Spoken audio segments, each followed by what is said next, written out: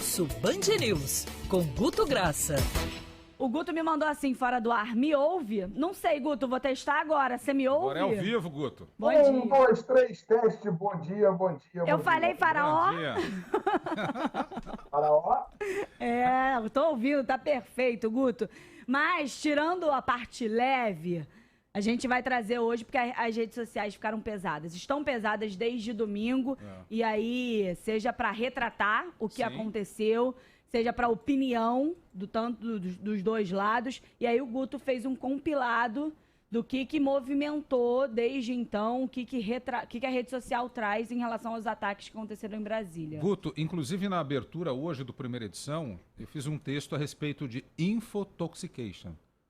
As pessoas estão infotoxicadas de tanta informação e boa parte de procedência duvidosa ou criminosa. O que está rolando na cabeça da gente por esse bombardeio de informação? Bom dia, Guto. Bom dia, super bem lembrado. A gente não é tecnocrata da comunicação esse assunto. O que a gente trata de falar dessa intoxicação, do excesso de informação, sim, o ser humano tem uma capacidade cognitiva que a gente está descobrindo aos poucos. E a capacidade de intoxicação de informação começa a atrapalhar. O melhor exemplo que eu dou, Vinícius, parece entretenimento, parece bobagem, mas foi o erro na entrega do Oscar, onde alguém intoxicado pelo Twitter, um diretor de uma grande corporação, por distração, aquilo é um dos sintomas da intoxicação. A gente acaba não prestando atenção no importante, distraindo na nossa vida, e na mesma coisa segue a distração na informação, o Vinícius. Então, agora, sobre o que aconteceu em Brasília, é tanta coisa, Vinícius, Agatha, que demandaria tentar quase que ter um programa. Eu vou tentar ser bem breve e sem ser impreciso. Primeiro, vamos falar das redes às 6 horas da manhã de hoje, como elas amanhecem com relação a Brasília de volume de postagem. 70% com reprovação, só que, amigo, você tem 22% de aprovação e de relativização. Ok. Só que para a gente compreender que existe sim um passo que sente que o negócio pegou pesado a ponto de ganhar discordância, foi o que a gente falou do apagamento. A gente faz leitura de máquina e a máquina fica fazendo leitura das redes e ela tira prints aleatórios. O que a gente começou a ver de domingo para segunda? Um apagamento monstruoso dentro de apoiadores de Bolsonaro que haviam postado favorável à movimentação que estava acontecendo e depois apagaram. Foram 150 mil postagens que apagaram, mas muitas delas o print é soberano. Eles ficam, ou seja, teve uma sensação ali, Vinícius, vendo a forma do quebra-quebra, que o próprio apoiador do Bolsonaro se sentiu num certo constrangimento, ou, epa, isso é coisa errada, pode pegar ruim e ficar ruim para mim. E apagou, repito, 150 mil posts de apoio à manifestação foram apagados de domingo para segunda-feira, Vinícius. Guto, eu costumo dizer o seguinte, que o futuro está ao vivo. O que eu quero dizer com isso? Eu fui lá e deletei. Não adianta. Alguém printou. E o teu pensar naquele presente vai te ser cobrado no futuro pelo seu posicionamento, ainda que recaia algum arrependimento sobre isso. Em algum momento a gente viu um tsunami de apagamento tão grande como esse, Guto? Porque não é comum, né? Não, Vinícius. Como excelente repórter que você pega exatamente esse ponto fora da curva. Ou seja, passou ali naquele momento aquele tipo de agressão à democracia, aquele tipo de insanidade, de barbárie, não tem outra palavra, antes até do que vândalo, terrorismo, para mim aquilo é uma barbárie, é um ataque sem precedente da forma que foi. Essa reação não houve nas redes brasileiras com conotação política ou com conotação até mesmo de uma pista que às vezes se mistura, que é de Big Brother. Foi um apagamento coletivo muito forte, ou seja, teve bolsonarista que pensou, peraí, isso pode me prejudicar no futuro, ou profissionalmente, ou pessoalmente, ou de alguma forma. E Guto, e aí quando você fala em pode prejudicar, a gente viu fake news à torto e à direita, durante até inclusive, os ataques, né? O que está acontecendo agora, vamos lá, se durante 4 anos anteriores, quando tinha fake news, ficava aquele rebuliço, etc e tal, subia, a gente começou a ter mais clareza. Vamos falar agora, efetivamente, da história da idosa que morreu nas dependências da Polícia Federal. Ok, isso foi desmentido no correr em 2 horas e meia após a primeira postagem, só que o assunto perdurou por 36 horas. Ou seja, quem estava difundindo aquilo era pegar o nomezinho e falar, cara, você está difundindo, não é fake news, você está difundindo mentira. É começar a sair, sabe, do mundo do cancelamento e começar a dar celeridade, buscar processos judiciais para essa pessoa. Ah, eu não sabia. Desculpa, se você está compartilhando algo, a gente tem que começar a responsabilizar, sobretudo aqueles que têm mandato. Quando não apagam ou quando não pedem desculpa pela informação errada postada, ou seja, o caso da idosa, repito, foi mais uma prova de maturidade, como estamos reagindo de uma velocidade mais diferente. Ou seja, a gente conseguiu mostrar e falar, agora, a gente tem que começar, Vinícius, Agatha e ouvinte, a sair do, olha, que coisa feia que fez deputada tal, que coisa feia que fez o influencer. Não! Se ele continuou compartilhando e da onde veio essa mentira, a gente tem que apurar e ver. É muito fácil você buscar os 5 posts iniciais e os 3 posts de pessoas com mais densidade que possam ter divulgado. Isso não é um trabalho de Sherlock Holmes. Você em casa consegue, não precisa do meu Big Data para fazer isso. Ou seja, a gente tem que começar a, sabe, trazer para o mundo jurídico, para o mundo real. Foi mais uma reação, repito, que a gente acha exemplar. Como também não posso deixar, e vão falar, lá viu o Guto elogiar Lula. Não. É elogiar comportamento quando começa a guerra de hashtag.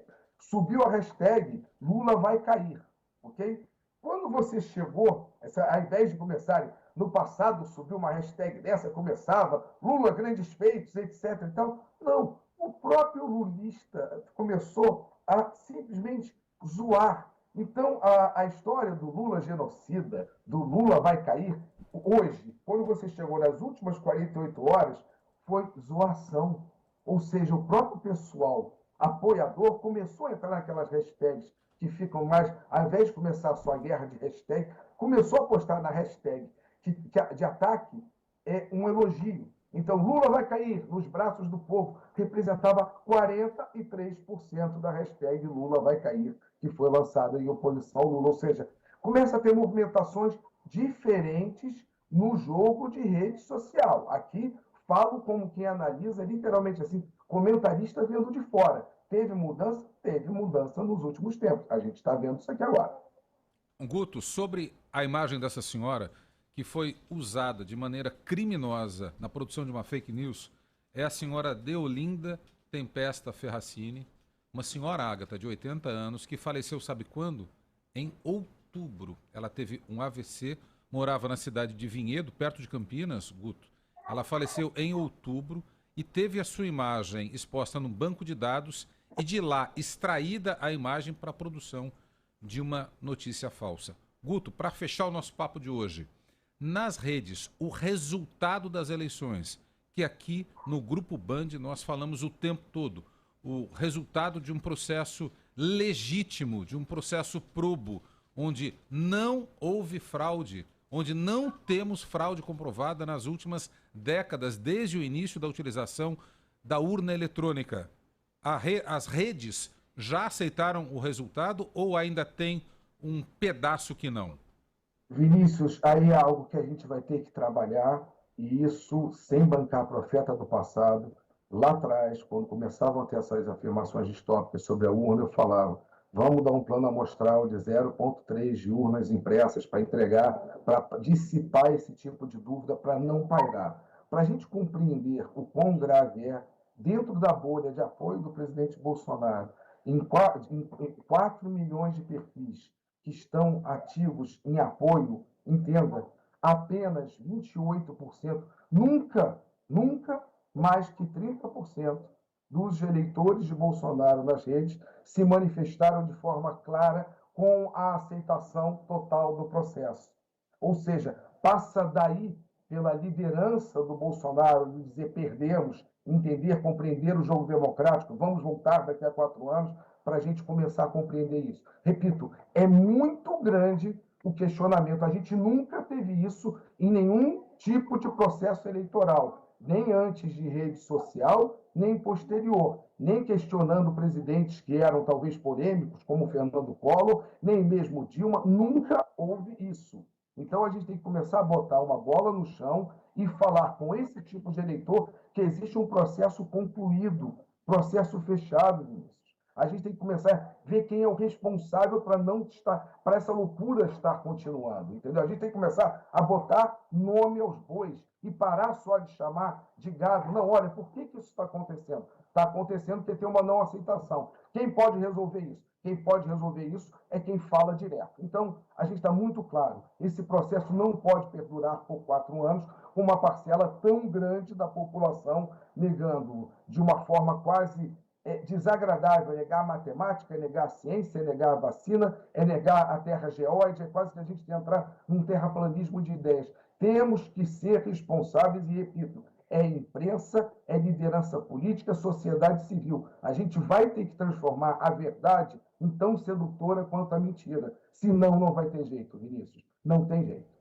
Guto, antes da gente encerrar de forma definitiva, trazer um destaque que você também acabou captando nas redes, antes dos ataques bolsonaristas no domingo, muitas homenagens ao grande, gigante Roberto Dinamite. Eu lembro de ter cruzado com ele algumas vezes no corredor. Ele era unanimidade. Ele era fofo com todo mundo. E aí, o resultado disso foi que todo mundo, e aí não importava time, resolveu homenageá-lo de alguma forma, né? E a gente tem que dar um dado fantástico para entender a dimensão do Dinamite, do Roberto, que, assim, eu senti como parte da história do mundo que me recebeu indo embora, senti, é fato, entendeu? Não só por essa presença dele, tanto no campo, que eu vi, depois no campo político, depois no campo do esporte, depois cruzando com ele exatamente assim, em eventos. Então, era alguém muito presente.